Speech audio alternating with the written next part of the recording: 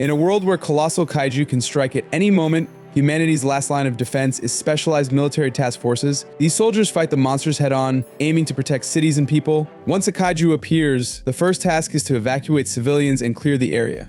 Only when it's safe do the soldiers move in. As the battle rages, the world watches, hoping the soldiers can take down the beast. Division 3 is a special team known for its speed and precision. When a kaiju's attention shifts, the team strikes quickly, firing at weak spots while drawing the creature's fury away from others. Then, a massive railgun blasts tears through the kaiju's chest, causing an explosive end to the fight. But while Division 3 is celebrated as heroes, the cleanup crew's job goes unnoticed. Kafka and his team are responsible for cleaning up the mess left behind by the kaiju. No applause, no recognition. They scrub the streets, pick up remains, and restore order to the city. One day, while hacking through kaiju guts, a drone orders Kafka to collect a sample for research. It's a routine task and he does it without complaint. However, disaster strikes when one of Kafka's teammates makes a mistake. He lifts the kaiju's intestines and acid sprays from the creature's body, burning through his suit. Kafka rushes to help, but the damage is done. Despite the overwhelming workload, Kafka wonders how they'll finish the job in time. Just as he's about to lose hope, Kafka is told the worst news: he's been reassigned to clean the kaiju intestines. His face says it all, he wants no part in it, but the decision is out of his hands. Exhausted, Kafka works through the day, his frustration growing with each passing minute. At home that night, the stench of kaiju clings to him. While trying to clear his nose, Kafka spots the news. Mina Eshiro, the captain of Division 3, is being hailed as a hero. She's one of the youngest and most respected leaders in military history. Kafka and Mina share a history of promise they made to each other to fight kaiju together. But now, Mina's rise to fame only reminds Kafka of how far he's fallen. The next morning, Kafka arrives at work, mood-heavy with unfulfilled dreams. A coworker introduces Ichikawa, a new part-timer with big dreams of joining the defense force. The crew laughs, poking fun at Ichikawa's naivety and mentioning how Kafka once shared the same dream but gave it up. The comment stings, and Kafka tries to brush it off, but it lingers. Ichikawa asks Kafka why he gave up on his dream, and Kafka can't give him an easy answer. He didn't quit in some dramatic way, he just stopped believing in himself. He tells Ichikawa that one day he'll understand, but the weight of the truth hangs in the air. Ichikawa, refusing to accept Kafka's outlook, brushes it off, determined not to give up on his own dreams. Later, both Kafka and Ichikawa are assigned to clean the kaiju intestines. Kafka briefly relishes the irony of the situation when Ichikawa gets the same task, but the work is draining for both of them. At lunch, Kafka notices Ichikawa only has one bento box. Concerned, he tosses him a vitamin packet to keep his energy up and offers nose plugs to make the work a little easier.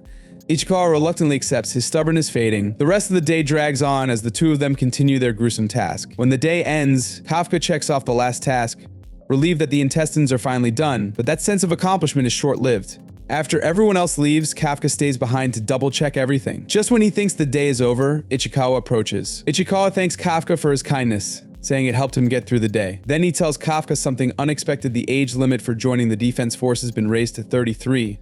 Which means Kafka still has a chance to pursue his dream. Ichikawa doesn't judge Kafka for giving up, but he encourages him to take the second chance. Kafka is left speechless. Before he can respond, the ground shakes. A kaiju erupts from the earth, and in a blur, Kafka shoves Ichikawa out of the way. Run. Call the defense force, he yells, taking the kaiju's attention onto himself. Ichikawa hesitates, but Kafka forces him to run. As Ichikawa escapes, Kafka leads the kaiju in the opposite direction. Memories of his childhood flood back. He remembers the day his hometown was destroyed. Everything was lost: his home, his friends, even his prized Pokemon card. Mina lost her cat. That shared loss made them promise to fight back against the kaiju. Back in the present, Kafka pushes through his fear, grabbing a pipe and attacking the kaiju's legs. But it's useless. The kaiju knocks him down, crushing his leg. Kafka is unable to move. The kaiju prepares to finish him off. Just when it seems like all is lost, Ichikawa returns. With newfound courage, he strikes the kaiju's jaw, knocking it off course. Kafka yells at him to run, but Ichikawa won't leave. "I'm not abandoning you," he says. "Not when I want to be a soldier." He's already called the defense force, but he won't leave his friend behind. Together, they fight the kaiju, waiting for help. Kafka's body aches, but for the first time in a long time, he feels hope. Maybe his story isn't over yet. Kafka's heart aches as he realizes he's failed to protect those around him. Even now, his junior Ichikawa is in danger because of him. Suddenly, a roar shakes the air as the kaiju's hand is tackled by an unexpected force. Several blasts tear into the monster's body, followed by a final strike that blows a hole straight through its back. It's Mina and her squad swooping in at the last moment to save the day. But Mina doesn't spare a second glance at Kafka. Without a word, she hands his care over to her subordinates and moves on to clear the area. Later, Kafka wakes up in the hospital, reflecting on how far Mina has come. She's become a hero, someone Kafka can only dream of being. As he contemplates the distance between them, Ichikawa, lying in the bed next to him, thanks Kafka. If Kafka hadn't pushed him to run and call the defense force, Ichikawa would have surely died.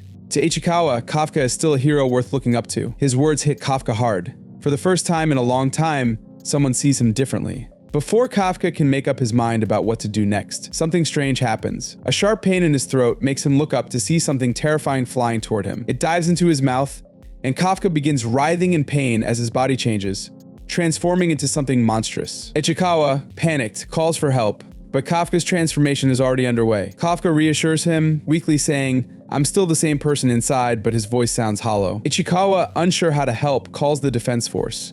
Meanwhile, Mina is caught in a flashback, remembering when she and Kafka trained together. She recalls Kafka's reassuring words, how he promised to always be by her side. But now, she realizes that promise was a lie. He's no longer the person she once knew. Mina's phone rings with urgent news about the kaiju incident at the hospital.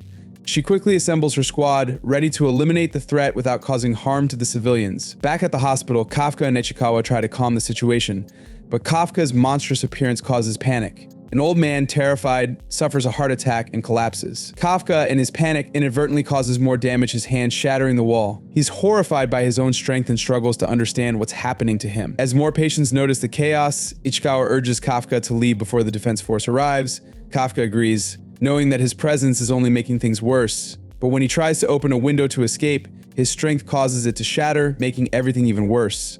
They leap out of the hole in the wall and make their way into the city, trying to stay ahead of the approaching defense force. As they run, Ichikawa wonders aloud when Kafka became a kaiju himself. Kafka admits that he's unsure what's happening to his body, it feels like it's beyond his control. At one point, Kafka even eats a random bird, which shocks both of them. Eventually, Kafka reverts to a more human form, but it's just as awkward. He suddenly feels the need to pee, but with his monstrous body, it's an impossible task.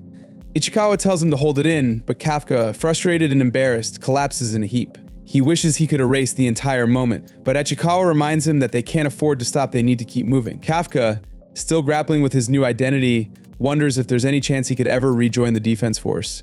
Ichikawa's response is blunt, no chance. Kafka is now the very thing the defense force is trained to eliminate. This realization hits Kafka hard, shattering any hope of returning to the force. Ichikawa suggests they find a place to hide, at least for now. As they attempt to leave, Kafka's attention is drawn to something behind them. It's not the defense force, it's another kaiju. The news reaches the defense force, who are now forced to split their forces between two kaiju attacks. Kafka, sensing something familiar about the new kaiju, recognizes it as the same type of monster that attacked him and Ichikawa earlier. Ichikawa sees this as their chance to escape, knowing that the defense force will be stretched thin. With the city already in chaos, the chances of casualties are lower. Kafka reluctantly agrees, understanding that leaving is probably the best option. As they walk away, Kafka feels the weight of his choices. His future is uncertain, and he knows he can't stay in the city any longer. Elsewhere in the city, a little girl is trapped under a dresser, her mother pinned beneath it. The girl refuses to leave her mother, determined to save her. But just as the kaiju bursts into the room, ready to devour her, Kafka appears out of nowhere. He strikes the kaiju with a powerful elbow, sending it flying several blocks away. Kafka is in shock, stunned by the immense strength his new body possesses. The girl, terrified by Kafka's monstrous form, screams in fear, but Ichikawa rushes to calm her down. His reassuring presence helps the girl relax, and together they free her unconscious mother. Ichikawa promises that her mother will be fine once they get her to safety. As Kafka prepares to leave, he realizes the kaiju isn't finished. Determined to end the threat, he tells Ichikawa to take the girl and her mother to safety while he handles the creature. Ichikawa, sensing what Kafka intends to do, doesn't hesitate. Kafka, now focused, lines up for the most powerful punch of his life. When the kaiju comes into range, Kafka strikes with an uppercut so forceful that the monster is launched into the air, exploding from the inside out. The city is covered in kaiju guts, but Kafka stands stunned. He just defeated a kaiju with a single blow. However, to everyone else, Kafka is still a terrifying monster. Kafka approaches the little girl, reassuring her that the defense force will be there soon and that she has nothing to fear. Before leaving, the girl, gathering her courage, thanks Kafka for saving her and her mother. Her words send Kafka into a flashback of the days he spent training with Mina, back when they dreamed of joining the defense force together. Despite everything that's happened, he starts to believe that maybe his dream isn't lost after all. Ichikawa calls out to Kafka, saying he's arranged for an ambulance and they need to leave before anyone arrives. Kafka, after a moment of reflection, makes a decision he won't give up on his dream of joining the defense force.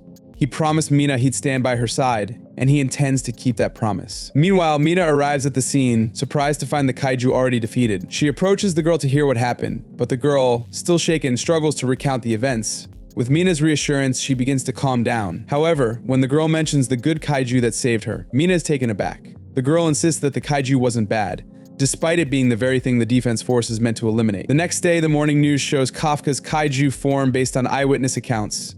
Kafka is now dubbed Kaiju No.8, the 8th kaiju ever to receive a code name. The defense force is still searching for him, and there's mounting pressure to track him down and eliminate this new threat. 3 months later, Kafka remains the first kaiju to successfully evade the defense force.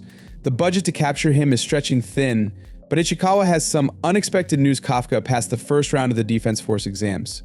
His dream isn't over. However, when Ichikawa finds Kafka eating lunch, he's shocked to see Kafka in his kaiju form. Kafka quickly tries to revert to his human form, but his mouth stays in kaiju shape. Ichikawa is furious, warning Kafka that it's too dangerous for him to continue like this. With the recent news about kaiju attacks, Kafka's monstrous appearance could expose him at any moment.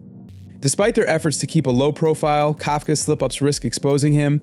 The weight of his secret grows heavier with each passing day, and the fear of being discovered by the defense force looms larger. Kafka's journey is a constant battle between his physical and emotional limits. Though he passed the first round of the exam, he knows the second round will be much harder. While the written test was relatively easy, the physical exam is a whole different beast. Kafka is well aware that if his kaiju form is exposed, he'll be killed on sight. Ichikawa warns Kafka that if anything goes wrong during the exam, he'll be on his own. Kafka understands the gravity of the situation, and he struggles to keep his transformations under control. When he accidentally transforms while opening a water bottle, Ichikawa grows even more concerned, reminding Kafka how high the stakes are. The day of the exam arrives, and Kafka and Ichikawa arrive at the massive defense force facility. Ichikawa is in awe of the sheer size of it all. Kafka explains that they share the base with a special garrison, meaning any slip-up could be fatal. As they prepare to enter, they're interrupted by a rude girl who calls Kafka, an old man Kafka, defensive, tells her he's only 32, but even Ichikawa agrees Kafka is getting older. The girl demands Kafka move his car, even though there are plenty of available spots. When Kafka refuses, the girl uses her apparent wealth and strength to toss the car aside. Kafka, unfazed, simply puts it back, leaving the girl Kikor stunned by his strength. Kikor, claiming she kills kaiju for fun, is intrigued by Kafka's scent and takes an immediate interest in him. She assumes he must have his own combat suit. Kafka, ever cautious, doesn't confirm or deny it. Kikor continues to tease him, clearly enjoying the opportunity to show him up. Kafka barely manages to avoid exposing his kaiju form. Ichikawa warns Kafka not to use his powers in public, but the tension is palpable. As the exam begins, Kafka quickly realizes he's in over his head. Despite years of training and manual labor, it's not enough to prepare him for the physical demands of the exam. Kafka performs terribly in the fitness test, ranking at the bottom. Kikor, ever the arrogant rival, taunts him, making Kafka feel even worse about his chances. Ichikawa reassures Kafka, reminding him that this year's candidates are exceptional. Kikor, a prodigy, is particularly tough to compete against. Kafka remains determined, but when Kikor rubs her superiority in his face, he starts to doubt himself. Just as things seem hopeless, Ichikawa reminds Kafka that the second part of the exam has focused on kaiju disposal for the past 2 years. Kafka feels a glimmer of hope this is his specialty. However, when they arrive for the aptitude test, they're shocked to learn it's not about disposal, it's about killing live kaiju. The test quickly escalates as a kaiju charges toward the candidates. Kafka is terrified but knows the exam is controlled and that safety measures are in place. Still, his fear paralyzes him, and he's the only one visibly shaken by the kaiju. Kikor takes the opportunity to mock Kafka, but he remains focused on surviving. The candidates are given special combat suits made from kaiju tissue, designed to amplify their strength. Ichikawa is excited to test the suit's capabilities. However, when Kafka steps into his suit, he struggles to activate it, ultimately scoring a perfect 0 in combat power. The entire room laughs, and Kikor wastes no time mocking Kafka's failure. Kafka watches as she racks up high scores with ease. Despite his poor performance, Ichikawa tries to comfort Kafka, assuring him it's not over yet. The real test begins as the candidates face live kaiju. The goal is to kill the kaiju using anti-kaiju weapons. Kafka is pushed to his limits as he fights to survive and prove that he has what it takes to become a member of the defense force. But with each passing trial, Kafka's resolve is tested more than ever. The exam, once a test of skill, has quickly transformed into a nightmare. Kafka's broken body aches with every movement, the weight of his injuries growing heavier with each passing second. But that's not the worst of it. The kaiju they're facing aren't the same mindless creatures they're used to. These monsters have evolved. They're intelligent now, able to strategize, to communicate. It's as if the rules of the world are being rewritten before their very eyes. Kafka's thoughts race as he struggles to keep up. The creatures that had been defeated earlier are coming back to life. stronger and more dangerous than ever. It's not just a test anymore, it's a battle for survival. He doesn't understand why this is happening, why the kaiju are acting so differently. The only thing Kafka knows for sure is that they need to fight back, or they won't make it out alive. Ichika, seeing Kafka's broken leg and knowing his friend can't keep up, refuses to leave him behind. Despite Kafka's protests, Ichika carries him on his shoulders, determined not to abandon him. Together they press on, moving as a team. Kafka feels like a burden, but Ichika won't hear it. They've been through too much together to back down now. The bond between them is unshakable, and Ichika won't let Kafka give up, no matter how badly injured he is. They came here together, and they will finish this together. Elsewhere, Kakuru, once the shining star of the exam, finds herself gravely injured. The kaiju she faces now are unlike anything she's seen before. They're fast, strategic, and deadly. One of the new humanoid kaiju manages to impale her through the chest, and though she stops the attack from being fatal, she's left severely wounded. Despite the agony, Kakuru refuses to give in. She's determined to keep fighting, not just for herself, but for the others who are counting on her. This is no longer a test, it's a battle for survival. But the pain is overwhelming and her strength is waning. Kakuru's limbs are failing her, her shield barely able to protect her from the relentless attacks. With each passing second, it feels like the kaiju is winning. She can feel herself losing ground, but she knows she can't afford to give up. Not now. Kafka watches from a distance, helpless. His body is broken, but his mind is sharp. He knows the kaiju better than anyone. Their weaknesses, their patterns, their tactics. This knowledge is his strength. It's the one thing he still has, the one thing that could make the difference between life and death. And so with Ichika's help, he directs them through the chaos, using his extensive knowledge of kaiju to guide their every move. They may be outmanned and outgunned, but together, they're a force to be reckoned with. Kakuru's struggle intensifies as the humanoid kaiju continues its assault. She's fighting with everything she has, but it's not enough. Her body is breaking, her shield is crumbling, and the kaiju just keeps coming. In the midst of it all, Kafka realizes that there's one thing they still have each other. They might not have the raw strength of the other candidates, but they have teamwork. They have determination, and they have a chance. Ichika and Kafka arrive at Kakuru's side just as it seems like she's about to fall. Kakuru is barely standing, her body battered and bruised, but she refuses to let go. She won't let the kaiju win, not without a fight. Kafka, despite his own injuries, moves toward Kakuru. His leg feels like it's about to give out, but he ignores the pain. His only focus is on helping her, on making sure she doesn't die here. With Ichika by his side, carrying him when he can't walk, Kafka pushes forward, determined to protect his teammate. Kakuru is on the verge of collapse, barely able to stand, and the humanoid kaiju she's facing is preparing to deliver a killing blow. But just as it seems like all is lost, something unexpected happens. Kafka steps forward, he's broken, bruised, and battered, but he refuses to back down. He steps in front of Kakuru, shielding her from the oncoming blast. He takes the full force of the attack, his body absorbing the blow. Kakuru looks up in shock. Kafka is risking everything, his life, his future, all of it for her. And in that moment, something inside her snaps. She doesn't understand it, but she knows one thing: Kafka isn't just fighting for himself. He's fighting for all of them. Kafka stands tall, despite the pain. His kaiju form pulses with raw power, and for the first time, he feels like he's finally in control. The kaiju that was once his enemy is now his ally, his strength. And with that strength, he charges the monster, his body tearing through it like a force of nature. The kaiju tries to fight back, but it's no match for Kafka's power. With one decisive blow, he brings the beast to its knees, tearing it apart in a flurry of blood and destruction. But even as the battle seems to end, Kafka knows they're not out of danger yet. Another kaiju is approaching faster than they can react. Kafka turns, swatting it away with a single movement, killing it instantly. He's in his element now, his kaiju abilities overwhelming everything in their path. Kakuru watches, still trying to process everything that's happening. Kafka is no longer just a trainee, he's something more, something she can't quite comprehend. But she doesn't have time to think about that. She's still alive, and it's because of Kafka. Kafka, bloodied and bruised, approaches Kakuru with a rare sense of relief. He looks down at her, his voice steady but soft. "You're going to be all right. I'm just glad you're safe." Kakuru feels a wave of something she hasn't experienced in a long time, something almost human. In that fleeting moment, it's like a gust of wind clearing the suffocating fog of her father's expectations, of the weight she's carried for so long. For once, it feels like someone sees her not as an extension of those pressures, but as herself. But the moment of peace doesn't last. Kafka's tone shifts, his protective nature creeping back. "What were you thinking, putting yourself in that much danger?" The words sting, but they're not just scolding. They're filled with something else: concern. A kind of care Kakuru has rarely known. Before she can answer, Ichikawa's voice cuts through the air. "What the hell are you doing?" Kafka, he steps forward. Ichikawa gives him an incredulous look. "You're standing out in the open like that? Or are you trying to get yourself killed?" Kakuru, still processing, feels herself slip into unconsciousness. Her body, once brimming with adrenaline, now fails her completely. She collapses to the ground, the weight of her injuries catching up with her. Kafka watches her fall, panic rising in his chest, but Ichikawa is already there, catching her before she hits the ground. As Ichikawa attends to Kakuru, the sound of approaching footsteps signals the arrival of Hoshino and Mina. The two leaders take in the sight of the battlefield, the devastation, and the puzzling defeat of the kaiju. They exchange a few words before receiving a report from the search team. The candidates have vanished and their location is unknown. Just as concern begins to creep in, the control room announces that Kafka, Ichikawa, and Kakuru are heading toward Gate 6. The relief is palpable. They've made it out. Hoshino, though, is left with questions. He can't fathom how Kakuru managed to take down the kaiju on her own, and the oddity of the kaiju coming back to life only raises more suspicion. Mina, ever the strategist, suggests calling in the investigation and disposal team to begin piecing together the mystery of what happened. In the Defense Force hospital, Kafka lies recovering from his injuries. He's bruised, sore, but alive.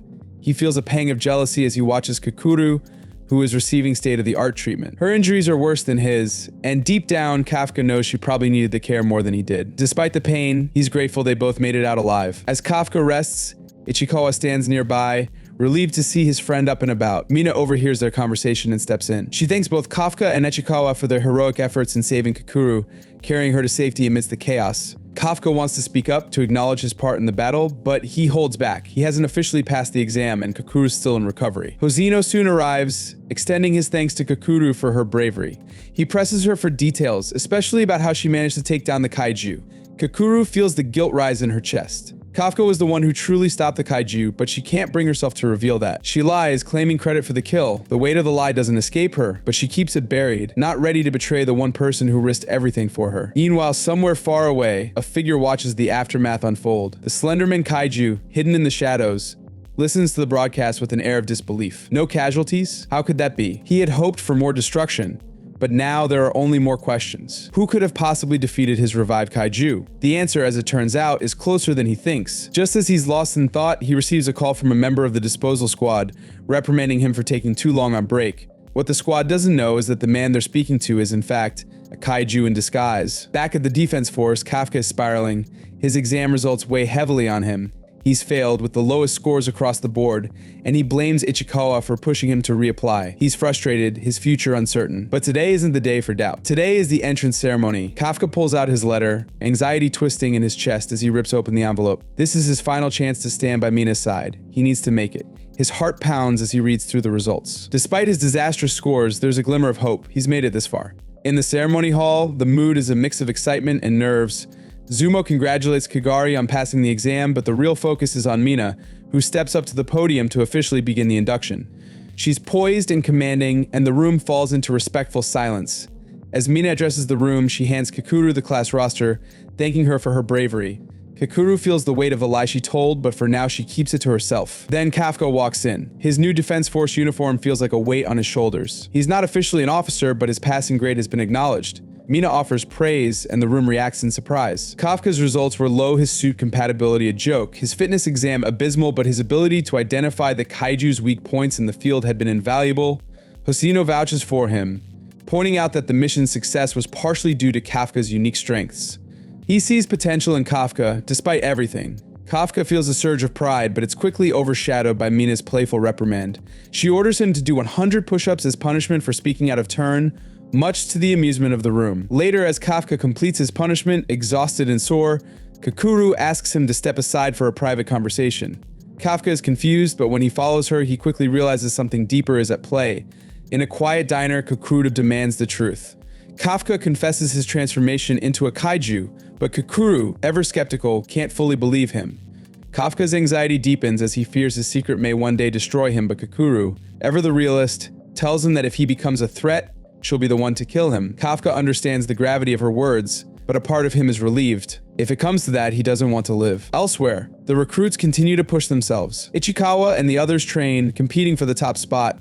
Aru's pride takes a hit when Kakuru shatters his record, achieving 55% suit power. Kafka, ever the underdog, watches his teammates surpass him, but his resolve remains. He won't be beaten, not yet. As the squad's training intensifies, Kafka begins to see his true path not through his numbers, not through his suit compatibility, but through his determination. He's not going to give up. Despite Hoshino's harsh words, despite the odds, Kafka will find a way to prove himself. And in the locker room, the bonds between the recruits start to form. Kafka's connection with his teammates strengthens as they share stories, as they laugh and joke.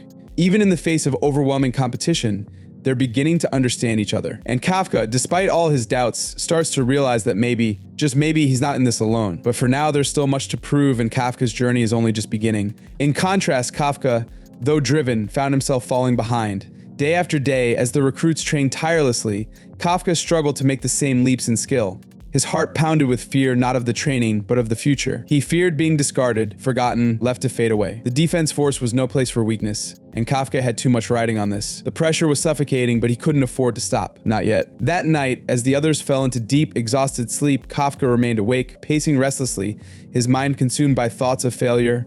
His body ached from the day's grueling exercises, but it wasn't enough to stop him. He couldn't afford to sleep. Not yet. Not until he had made progress, until he had caught up. His fear of being kicked out of the defense force, of failing the promise he had made to Mina, drove him to the brink. As he trained late into the night, Hoshino entered the room. His eyes softened for a moment as he took in Kafka's determination. There was a certain kind of respect in his gaze, but he didn't hesitate to speak the truth. Rest was just as important as the training itself.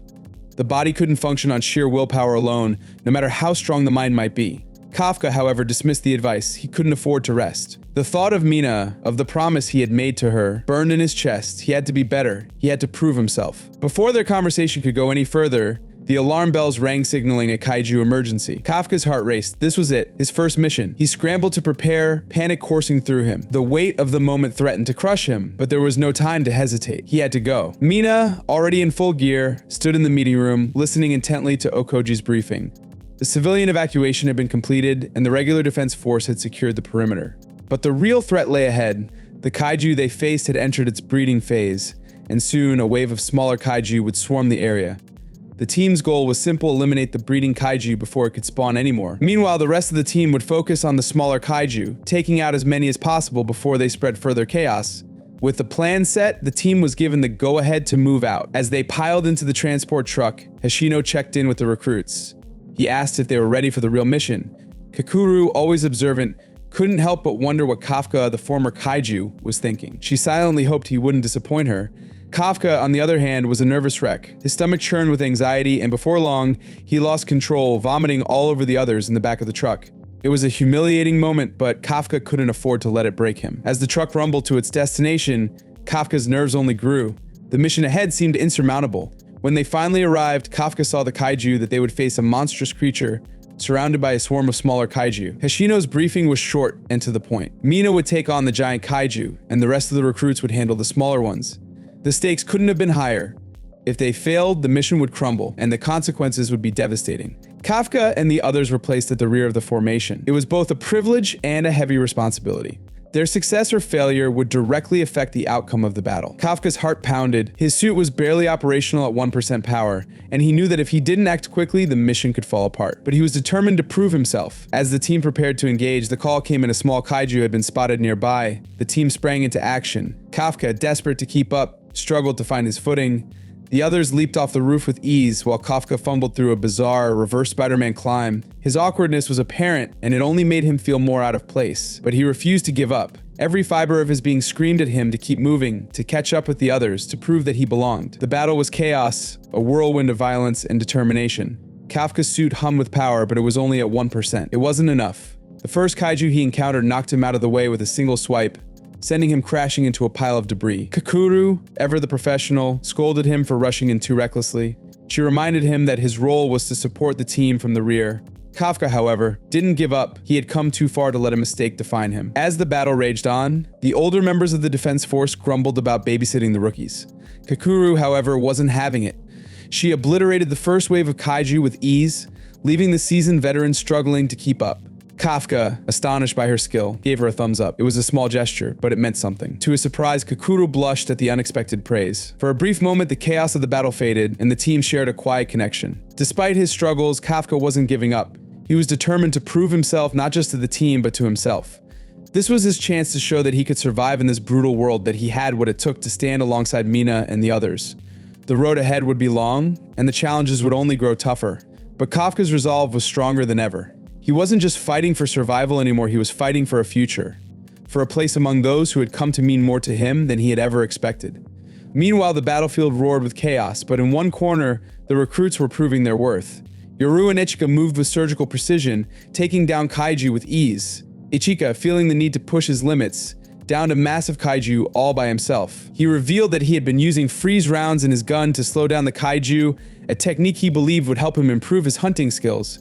But his ambition didn't stop there. He was determined to become powerful enough so Kafka would never have to transform to handle a threat again. He wasn't satisfied with his current strength. Meanwhile, Kagari and Asumo were facing a swarm of kaiju, but their teamwork kept them alive. The veterans watched in awe as the new recruits pushed themselves beyond expectations. Nanashima, the platoon leader, had anticipated great things from the recruits, but their performance exceeded her wildest dreams. The new recruits were inspiring the veterans to push harder, creating a synergy that raised the entire team's combat prowess. Okoji's voice crackled through the comms. She confirmed that the area was clear of kaiju and ordered the platoon to advance. Kafka, having watched the others excel, felt a wave of frustration. He had done little, and he couldn't shake the feeling that he wasn't contributing enough. However, his moment came when he remembered a crucial detail: the vulnerabilities of the kaiju, their reproductive organs. Kafka realized that if he could neutralize this weakness, he might finally make a meaningful impact. With newfound determination, Kafka worked quickly. He dissected a nearby kaiju and discovered something vital: the smaller kaiju had baby sacs. If they didn't destroy them, even the dead kaiju would continue to spawn more. Kafka immediately called Hashino, who was impressed by his findings, and instructed Okoji to relay the information to the team. Kafka's discovery could change the course of the mission. As Kafka worked to neutralize the kaiju's reproductive organs, Mina's platoon engaged the giant kaiju they had been sent to defeat. The defense force cleared the area, and Mina took her shot. A green blast tore through the kaiju's body, but the core remained intact. Without hesitation, Mina fired another shot, obliterating the kaiju's head. But still, she wasn't satisfied. She chambered yet another round, determined to finish the job. Watching from the sidelines, Hashino asked Kafka if he was ready to let go of his dream of standing by Mina's side. To become vice captain, Kafka would need to prove that he could match her strength. Kafka's gaze hardened. He wasn't about to back down. He asked Hashino if the veteran had ever surpassed his own limits. Hashino responded by effortlessly slicing through a kaiju with his katana, showcasing his superior skill. Kafka realized that strength came in many forms, and he still had much to learn. Mina, still unsatisfied, chambered yet another round to fire at the kaiju, despite Okoji's objections, but Hashino didn't stop her. He told Kafka to prepare, the real danger was still ahead. As the giant kaiju fell, the team realized the spores it housed were about to burst, releasing thousands of smaller kaiju. Hashino urged the platoon to finish off the remaining kaiju so they could return and rest. But they were far from done. Exhausted but determined, the recruits pushed forward, proving their worth. Just as they neared the end of the mission, a mysterious figure appeared. Standing over a kaiju corpse, it revealed itself to be Kaiju number 9, the same one that had attacked during the exam. In an instant, number 9 proved his danger by incapacitating Ichika and wounding Airu. The recruits, already drained from the previous battle, realized that they were facing their most dangerous enemy yet. Number 9 wasn't just powerful, he was a master of manipulation and deception. As the battle escalated, Ichika and Airu made a desperate stand, creating an opening for Airu to strike with a special conductor bullet. But Ichika's bullets missed their mark, as number 9 shielded himself behind a wall of kaiju corpses. Out of ammunition and vulnerable, Ichika was left exposed, while number 9 turned his focus to Airu, preparing to unleash his deadly finger bullets. Outside the battlefield, Hashino received troubling news. Communication with Airu and Ichika had been lost, along with their vital signs. Kafka overheard the report and deduced that Kaiju number 9 was nearby. Back in the heat of battle, Ichika struggled to stay conscious. His body was racked with pain, but he refused to give up. Number 9, impressed by Ichika's resilience, decided to keep him alive for his twisted experiments. As number 9 prepared to incapacitate Ichika, Haru, filled with guilt and fear, refused to let his friend suffer any longer.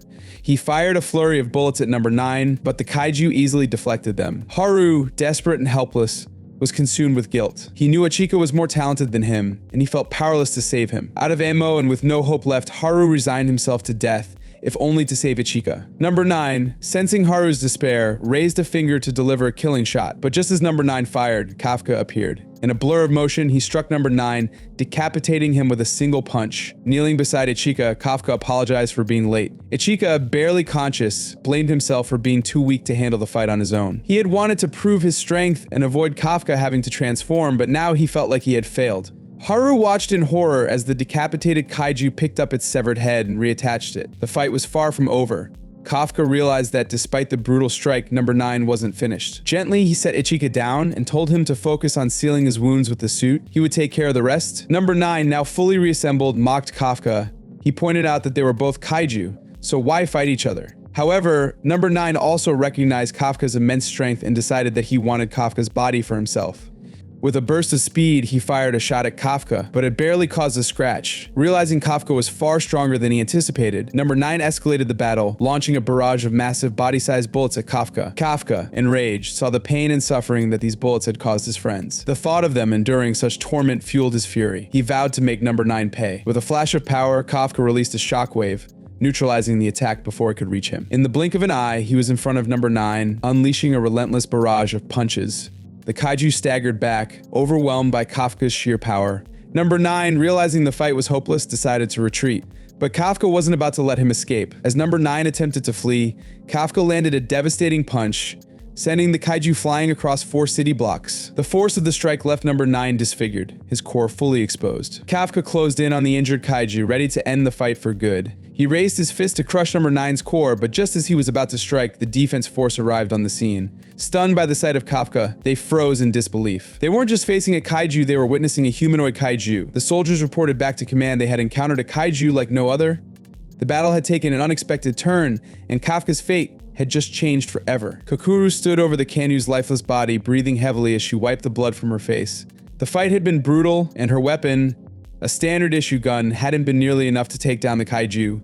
But she had adapted, using her surroundings to her advantage. She had spotted a metal sign nearby, grabbed it, and wielded it like a makeshift weapon. The sign had split the kaiju in half with one well-placed blow. Kokuru felt a sense of relief, but her mind couldn't stop racing. She had just killed one kaiju, but where was Kafka? After they had learned that Ichika and Haru were missing, Kafka had disappeared, determined to search for them. The nagging thought lingered, what if he was in danger? Earlier, Kafka had made a bold decision. Upon hearing that Ichika and Haru had gone missing, he had resolved to find them. Kokuru had questioned him, skeptical about how he planned to do so without any way to communicate with the defense force. Kafka had explained that as long as the Huno kaiju were active, he could sense their location.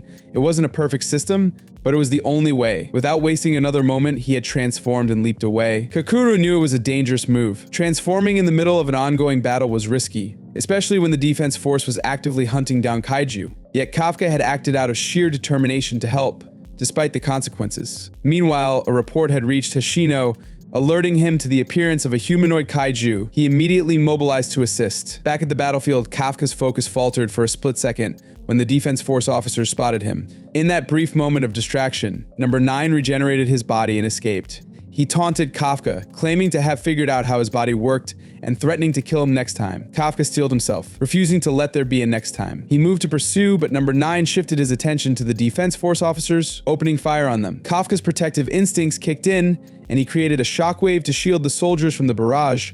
But in that moment, Number 9 used his ability to disintegrate himself and vanish, an unexpected tactic Kafka hadn't anticipated. Kafka knew it was time to retreat. He created a diversion by punching the ground, causing a cloud of dust, and then leaped into the air, disappearing into the night. Though disappointed that he hadn't defeated Number 9, Kafka took solace in the fact that he had saved Ichika and Haru from certain death. But as Kafka tried to slip away undetected, Vice Captain Hoshina appeared before him, enraged. He had seen Kafka's transformed state and immediately assumed Kafka was responsible for Ichika and Haru's injuries. Without hesitation, Hoshina closed the distance in an instant, almost decapitating Kafka in one swift movement. Kafka barely managed to dodge the attack, but Hoshina's speed was terrifying, and the vice captain was determined to make Kafka pay for what he assumed was his wrongdoing. Kafka, now fully realizing the true threat that Hoshina posed, remembered the vice captain's earlier boast about his expertise in taking down smaller kaiju. He had always seen Hoshina with a smile, but now in battle, the man was a completely different creature, focused, relentless, and deadly.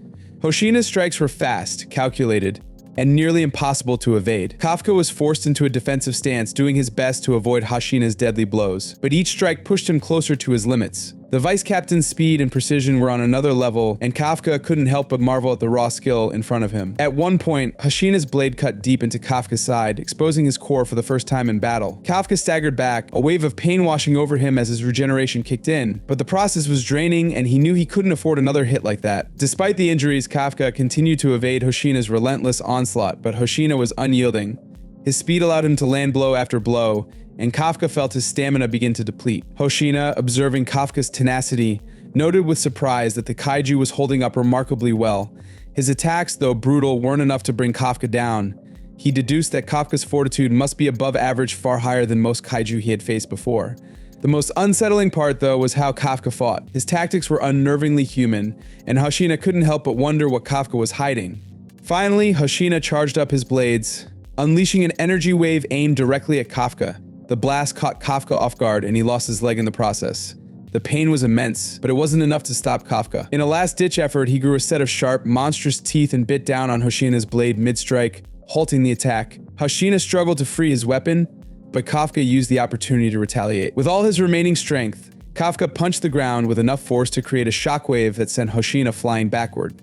The dust from the explosion provided the perfect cover for Kafka to vanish into the night. Despite his defeat, Hoshina couldn't shake the feeling of unease. He knew that Kaiju No.8 was unlike anything he had faced before. Once the dust settled, Hoshina contacted Mina, providing a detailed report of the encounter. He spoke of the incredible fortitude Kafka exhibited, the strange tactics he used, and how the kaiju held back during their fight. Mina, listening intently, was troubled by the information. Kafka wasn't just any kaiju, he was something else entirely, and the more they learned, the more dangerous it became. Back on the battlefield, Kikoru found herself deep in thought about Kafka. He had saved her during the exam, but now that he was revealed to be a kaiju, she wasn't sure where she stood. Could she trust him? The doubts gnawed at her. Her internal debate was interrupted when Kafka appeared, stumbling back into his human form. Though exhausted, his appearance brought a wave of relief. Kikoru's expression softened, but she quickly masked it. Kafka apologized for acting recklessly and for worrying her, his voice strained from the toll of his regeneration. Kikoru steadied him, her hands firm but gentle as she helped him stay upright. Kafka apologized once more, this time for not being able to defeat number 9, but Kikoru waved it off, her worry for him outweighing her frustration. She insisted that she would take care of number 9 herself. Despite her fierce words, there was a deeper concern in her voice. When Kafka tried to visit Aichika and Haru, still recovering from their injuries, Kikoru stopped him. She sarcastically asked if he had earned a medical degree in the time it took him to recover. The Defense Force's advanced medical technology would take care of them, she reminded him, and he needed to focus on healing himself. Kikoru also warned him that his reckless behavior, being spotted by officers and fighting Vice Captain Hoshina, would only bring more trouble. Elsewhere, Hoshina was still reflecting on his encounter with Kafka. Maya, surprised by his usual stoic demeanor, now clearly unsettled, teased him by snapping a photo. When she asked if Kaiju No.8 had really been that strong, Hoshina confirmed it. Kafka had been one of the most formidable kaiju he had ever faced. Maya, intrigued, noted that no kaiju of such strength had appeared in the last 5 years. Even more strange was that Kafka had caused no civilian casualties. Hoshina, still uneasy, admitted that Kafka's behavior had been unorthodox. The kaiju had had every opportunity to strike, but instead, it had aimed at the ground almost as if it was holding back. The entire encounter had felt. Their conversation was interrupted by a report from a platoon leader. Ichikawa and Haru had just completed their interviews, and to everyone's shock, they revealed that the kaiju that had attacked them was the same one from the exam. What was even more startling was their claim that the kaiju had initially appeared in human form. The revelation sent a chill down the spine of everyone who heard it. What was Kafka hiding? Could he really be both human and kaiju? The pieces of the puzzle were slowly coming together, and the truth seemed darker than anyone had expected. The scene shifts as Kaiju No. 9, now in human form, walks down a dimly lit street. A car honks impatiently behind him, but 9 calmly steps aside, his finger poised to strike with deadly bullets. But he hesitates, opting instead to transform, his head grotesquely enlarging. The frightened driver turns to face the monstrous form, but before he can react, 9 devours him whole and assumes the man's appearance. As he drives away, he listens to a news broadcast, setting his sights on Kafka, his next target. Meanwhile, at the hospital, Ichikawa wakes up to find Kafka and Kikoru by his side, expressing relief that he's recovered. Ichikawa thanks Kafka for saving him during the battle, but this leads to an awkward moment, especially with Haru present. Kikoru quickly redirects the conversation, explaining that Ichikawa was thanking Kafka for identifying the spores on the mushroom kaiju earlier. Haru is curious about why a kaiju would save humans, but Kafka's sudden blush only adds to the mystery. Later, Ichikawa and Haru are surprised to discover a party awaiting them. The team has gathered to celebrate their first successful mission. The centerpiece of the feast is a 5 Wagyu beef, which Kafka finds out was chosen by none other than Izumo, the heir to Izumo Technologies, the largest anti-kaiju weapons manufacturer in Japan. Izumo, much to Kafka's surprise, is also the richest man in the country. As the festivities unfold, Hoshina seizes the moment to address the squad. He urges them to enjoy their rare moments of camaraderie, as such occasions are few and far between. However, the team's competitive nature soon resurfaces, with Kikoru and Haru sparring verbally, accusing each other of showboating during the mission. Despite the bickering, it's clear that the team's bond is stronger than ever. They are united in their commitment to grow stronger together. In the hallway, Isamu shares a private conversation with Dojima, the chef, about their past and Izumo's strained relationship with his father. Kagari overhears but respects their privacy, quietly moving on. Back inside, Hoshina announces Kafka's promotion to a full member of the defense force, recognizing his crucial role in the mission. The team cheers and Kafka, though proud, remains humble. The next day, he's officially inducted by Mina, who reminds him that he still has much to prove. She playfully orders him to do 50 push-ups as punishment for his enthusiasm. Later, Kafka works late into the night, studying for his new responsibilities. He stumbles upon Hoshina, who is in the midst of a mental training routine, replaying the battle in his mind. Kafka watches in awe as Hoshina analyzes his own mistakes, determined to defeat Kaiju No. 8 next time. Hoshina's resolve strikes a chord with Kafka, who vows to live up to the high expectations placed on him. As Hoshina advises Kafka to get some rest, a new threat emerges: an army of kaiju led by a humanoid figure. Kafka notices the approaching danger and races to warn the base. Moments later, the base is rocked by a massive collision. Alarms blare, and reports confirm that wyvern-type kaiju, each with a fortitude above 6, are attacking the base. Hoshina takes charge in Mina's absence, issuing commands to ensure the kaiju do not escape the base. Kafka theorizes that the wyverns are following a leader, a theory that proves true when a towering red kaiju appears, its power undeniable. Hoshina faces off against the red kaiju, whose fortitude is confirmed to be on par with numbers 8 and 9. The kaiju, impressed by Hoshina's abilities, challenges him to a battle. Meanwhile, the rest of the team struggles to contain the wyverns, whose thick armor makes them difficult to damage. The officers are forced to retreat and regroup, switching to more powerful weaponry in an attempt to turn the tide. Kikoru steps forward with a bold plan. Equipped with a custom battle axe, she charges at one of the wyverns. Her axe, designed specifically for her immense strength, smashes through the creature's armor with ease. Ayaru provides cover fire, and together they make an unstoppable team. Their success inspires the rest of the squad, who follow suit, attacking the kaiju's weak points and slowly wearing them down. However, the arrival of the red kaiju shifts the battle's focus. The monstrous kaiju and Hoshina exchange blows, each strike shaking the battlefield. Hoshina knows that the key to victory lies in outlasting Red's ferocity. The red kaiju is relentless, each attack growing more intense.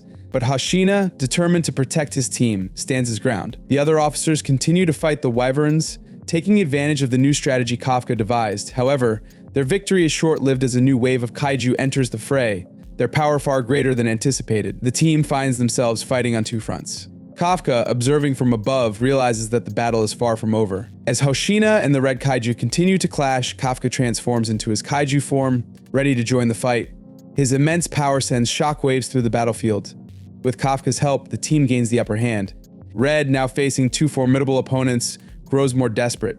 His attacks become wilder, but Hoshina and Kafka coordinate their movements, each anticipating the other's next strike. Kikoru, now leading the charge against the wyverns, is unstoppable. With Aiharu's support, they take down kaiju after kaiju, weakening the enemy's ranks. The squad's teamwork is impeccable, each member contributing in their own way. As the wyverns fall, the focus shifts to the red kaiju, who is pushed back by Kafka's overwhelming strength. The red kaiju, battered and furious, attempts one final desperate strike, but Hoshina sees the opening. With a calculated move, Hoshina disarms Red, severing one of its arms. The battle turns in their favor. Red, realizing that victory is slipping away, unleashes a final roar of defiance before retreating, disappearing into the night. With the red kaiju defeated, the remaining wyverns are quickly handled by the squad. The team regroups, battered but victorious. Hoshina and Kafka exchange a look of mutual respect. It's clear that this battle has changed them all. They've grown stronger, more united, and ready for whatever challenges lie ahead. As the team stands together, looking over the aftermath of the battle, they know this is just one victory in a long war. But for now, they can take a moment to breathe, knowing they've triumphed against overwhelming odds. The kaiju may return, but the defense force is ready. As the chaos of battle unfolds, Kafka's decision to save an officer from a wyvern's attack leads him to partially transform for the first time in the heat of combat. His speed is startling, surpassing anything seen earlier that day. The officer is saved just in time, but she notes Kafka's increased power, leading to a subtle, yet crucial suspicion about his abilities. The wyvern, enraged, prepares another blast, but Kikoru steps in, knocking the creature aside and tells Kafka to focus on evacuating the injured while she and Aiharu handle the kaiju. Aiharu warns Kafka to avoid unnecessary transformations as the situation is under control. Kafka watches as comrades, with unwavering coordination and fierce resolve, push back the kaiju. Despite Mina's absence, backup squads reinforce the base, and the tide turns in the defense force's favor. Inspired by the strength of his teammates, Kafka resolves to do his part, ensuring the safe evacuation of the injured while taking pride in fighting alongside such capable individuals. Elsewhere, Hoshina faces the formidable Red in a high-stakes battle. He lands the first blow, slicing through Red's exoskeleton, but Red quickly adapts, regenerating his limbs and head. As the fight escalates, Red's relentless attacks grow fiercer, and Hoshina counters them with precision. However, Red reveals his ability to regenerate at an astonishing rate, forcing Hoshina to find a way to outlast his opponent. The fight reaches a critical moment as Red transforms, growing larger and more powerful. His fortitude skyrockets to 9.0, making him a nearly insurmountable foe. Hoshina's speed becomes his only advantage as the enormous kaiju unleashes devastating steam blasts. Exhaustion sets in for Hoshina, and Okinoki urges him to disengage. But Hoshina, driven by a deep sense of duty, pushes through the pain, recalling a moment from his youth when his father dismissed his sword skills. He draws strength from a memory of Mina, who had told him his skills were crucial to clearing the path for her shots. This renewed resolve drives him to continue fighting, even as Red regenerates too quickly for his slashes to stick. Just as Hoshina begins to falter, Kikoru arrives with her battle axe, and the two launch a synchronized assault on Red. Hoshina creates an opening, and Kikoru delivers a devastating blow, exposing Red's vulnerable flesh. However, the toll on Kikoru's body is immense, and she passes out from exhaustion. Hoshina, knowing that their opportunity is slipping away, takes the lead once again. Meanwhile, Mina prepares to end the battle once and for all, taking aim with her railgun. With Hoshina and Kikoru buying enough time, she delivers a powerful shot that obliterates Red's core. The defense force celebrates their victory, but the moment is short-lived as a new threat appears: a mass of wyverns transformed into a dangerous bomb. The more wyverns that join, the more powerful the bomb becomes, and the potential for catastrophic destruction grows. Mina orders an immediate evacuation, but the threat is so dire that survival seems impossible if the bomb detonates. Red's severed head, still conscious, taunts the defense force, claiming that he will take them all down, even in death. With no other viable options, Kafka steps forward, determined to prevent the disaster. Despite protests from his teammates, Kafka reveals his true nature. He transforms into Kaiju No. 8, a kaiju with a fortitude of 9.8, shocking everyone in the process. Kafka, now in his monstrous form, flies toward the wyvern bomb with boosted jets. He launches the bomb into orbit with a single earth-shattering punch, averting the nuclear-level explosion. The blast is minimized, but Kafka's shield protects the team from the worst of the destruction. As the smoke clears, Kafka is fully aware of the consequences of his actions. Mina, still in command, orders Kafka's arrest. The team is left stunned and uncertain, grappling with the revelation that a kaiju has been working alongside them. In a high-level meeting, Kafka's fate is debated. Some propose executing him and using his body as a weapon, while others suggest exploiting him as a living weapon. After much deliberation, the Director General, Aizo Shinomiya, decides to meet Kafka personally before making a final decision. Kafka, now in a holding cell, reflects on his situation. He recalls the moments he shared with the team, especially the trust Mina placed in him. He wonders what his future holds, uncertain whether he will be turned into one of the defense force's deadly numbers, or face an entirely different fate. Just as Kafka contemplates his fate, Mina walks in, ready to transport him to headquarters. Kafka tries to speak, but Hoshina silences him. Kafka, understanding the anger his actions have caused, feels a deep sense of guilt as he faces his comrades. As Kafka is escorted out of the cell, Ichika, one of the team members, speaks up. She tells Kafka she still believes in him, despite the shocking truth. Kafka, taken aback, finds it hard to process her words. Inside the transport truck, Mina reassures Kafka that there are no cameras, allowing them to have a private conversation. She admits to being shocked by Kafka's transformation, but she understands his actions charging into danger to save everyone was just like him. Mina continues to support Kafka, working hard to gather evidence and testimonies to prove that he is still human at heart. She believes in him, as does the rest of the 3rd Division, even if they're uncertain about the path ahead. Kafka, overwhelmed by the trust his team continues to place in him, asks if he still has the right to stand by Mina's side. Mina smiles and assures him that she will always be waiting for him. The convoy, heading toward headquarters, passes through a tense moment when Hoshina orders the 3rd Division to salute Kafka, but the deputy director, who disapproves of Kafka's existence, declares the salute is for Mina instead. At Defense Force headquarters, Kafka is locked in a secure facility, left to wait for a decision on his fate. Back at the 3rd Division, the team processes Kafka's capture and the revelations that followed. Haru struggles with the idea that Kafka was Kaiju No. 8, and Ichika is especially shaken by the situation. One of the officers recalls how Kafka saved her life in battle and helped uncover the Kaiju's weaknesses, recalling the camaraderie they shared. The team, despite their confusion and fear, wishes Kafka could return alive. But Kagari warns that the revelation of Kafka's true nature could spark widespread panic, as no one would be able to trust whether the person standing next to them was truly human. The tension in the defense force is at an all-time high as Kafka's fate hangs in the balance. Once a hero who fought to protect humanity, Kafka's transformation into Kaiju No.8 has forced him into a desperate struggle between his human side and the monstrous instincts threatening to consume him. While Kafka fights for his survival, those around him, including his friends and allies, are left to confront a grim reality the world that once embraced him now sees him as a threat. Mina, a fierce and compassionate leader, is determined to save Kafka from execution. She requests all footage of Kafka's heroic deeds during his time with the defense force, compiling evidence to prove that he's more than just a kaiju that now resides within him. But despite her efforts, the higher-ups are not easily swayed. Kafka's true nature, revealed during the intense battle with Hoshina, leaves the defense force leadership unconvinced. To them, Kafka's kaiju form is undeniable proof that he can no longer be trusted. Meanwhile, Hoshina, who once fought Kafka with everything he had, is quietly rooting for his survival. Although he initially viewed Kafka as a threat, he now understands Kafka's true potential. In a way, Hoshina sees Kafka as an equal, a formidable opponent who deserves respect, not death. The desire for a fair rematch remains in Hoshina's mind, though it's clear that Kafka's life is on the line. As Kafka languishes in his cell, Kokoro is bracing herself for a difficult conversation with her father, General Isao Shinomiya. She pleads with him to spare Kafka's life, reminding him of the many times Kafka saved her. But her father, unmoved by her words, views Kafka as nothing more than a monster. He coldly dismisses her pleas, stating that Kafka's transformation into Kaiju No.8 makes him no different from the other creatures they've fought against. Isao's harsh rejection of his daughter's requests is a painful reminder of the growing divide between Kafka and those he once trusted. Kokoro, however, refuses to give up on Kafka. She continues to believe that the man she knew is still inside the kaiju, waiting to return. Inside Kafka's holding cell, Kafka is left alone with his thoughts. Scientists come and go, performing routine exams without acknowledging him as anything more than a specimen. Kafka's mind, however, is consumed with thoughts of his team, the 3rd Division. His bond with each of them is strong, and it's that bond that keeps him going. Despite the growing pressure to fully transform, Kafka clings to his humanity, hoping he can prove to everyone, including himself, that he is not the monster they see him as.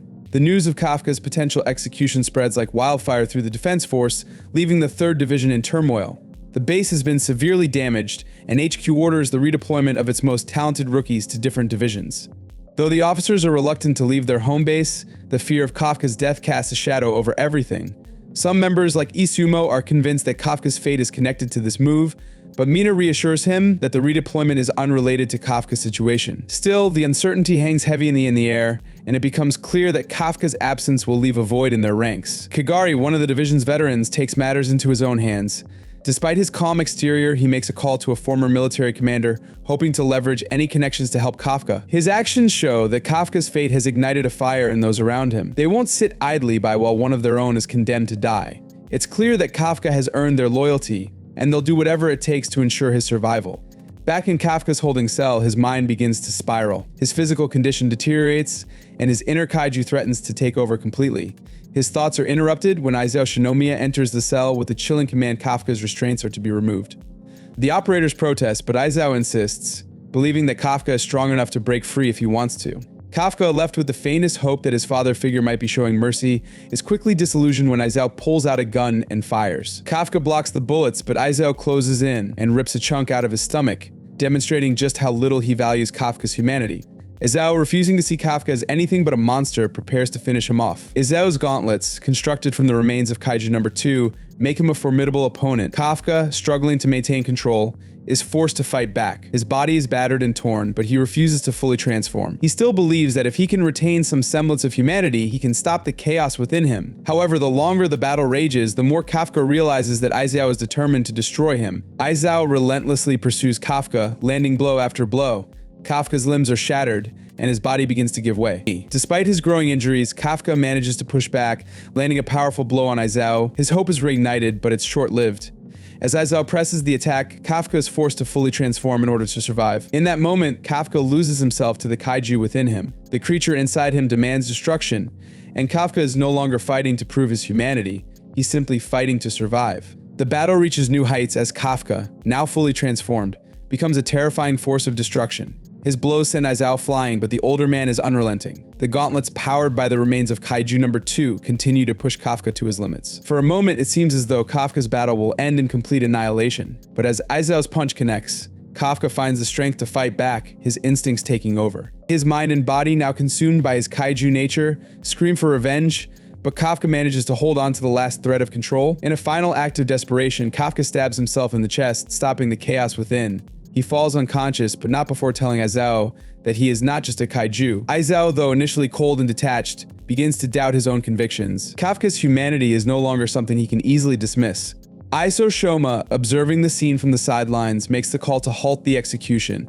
Though Kafka's actions are still under scrutiny, the general sees potential in him. Kafka's ability to maintain control, even in the face of overwhelming pressure, is undeniable. The battle for Kafka's life is far from over, but for the first time, it feels as though there might be a chance for him to prove his worth. Back at the Defense Force headquarters, Mina's testimony and Kafka's defense is met with resistance.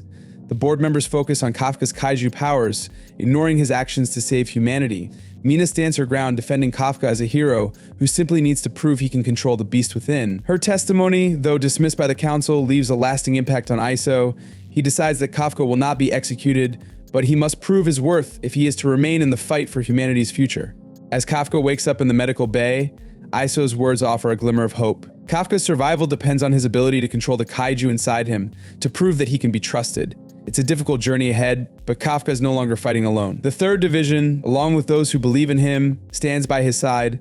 But the world is changing, and Kafka's true test is just beginning. Elsewhere, Kaiju No. 9 watches from the shadows, its plans unfolding. As the humans continue to grapple with Kafka's existence, the Kaiju's next phase of its plan is set into motion. Kafka may have won a small victory, but the war is far from over. Thanks for joining me on this adventure. If you enjoyed the journey, don't forget to hit that like button and subscribe for more epic content. Let me know what you think in the comments, and don't miss out on the next video. There's always more fun, surprises, and challenges ahead. Until next time, stay awesome and keep exploring.